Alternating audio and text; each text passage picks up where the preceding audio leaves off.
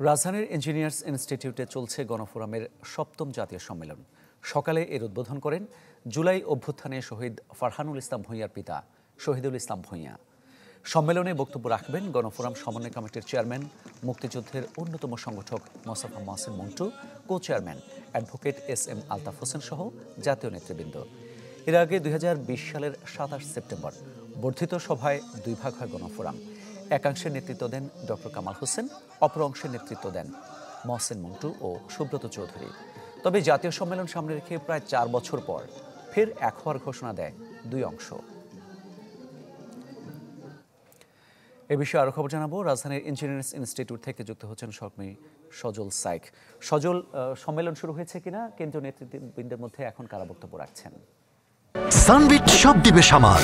Sunbit magic press dishwashing এর মাথা ঘোরানো সলিউশন।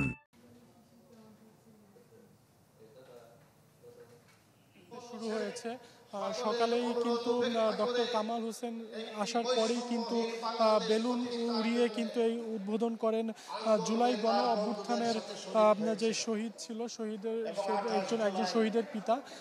এরপরেই কিন্তু এখানে আগত যেই অতিথিরা তারা কিন্তু এই সম্মেলন কক্ষে এসে পৌঁছায় এবং আমরা সকাল থেকে যে জিনিসটি দেখতে পেয়েছি যে সকাল থেকেই কিন্তু বিভিন্ন কাউন্সিলর ডেলিগেটররা কিন্তু আসতে শুরু করে এই ইঞ্জিনিয়ার্স ইনস্টিটিউট এই সম্মেলন কেন্দ্রে। আমি যদি একটু একটা তথ্য না বললেই নয়, সম্মেলনের সভাপতি করবেন গণফোরামের সভাপতি ডক্টর কামাল হোসেন এবং এখানে কিন্তু বিভিন্ন আগত নেতৃবৃন্দরা বক্তব্য রাখবেন। তাদের মধ্যে কিন্তু রয়েছে সংগঠনের অন্যতম যিনি রয়েছেন মুস্তফা মহসিন মন্টু এবং co chairman advocate SM. Altaf Hossain কিন্তু এখানে বক্তব্য রাখবেন।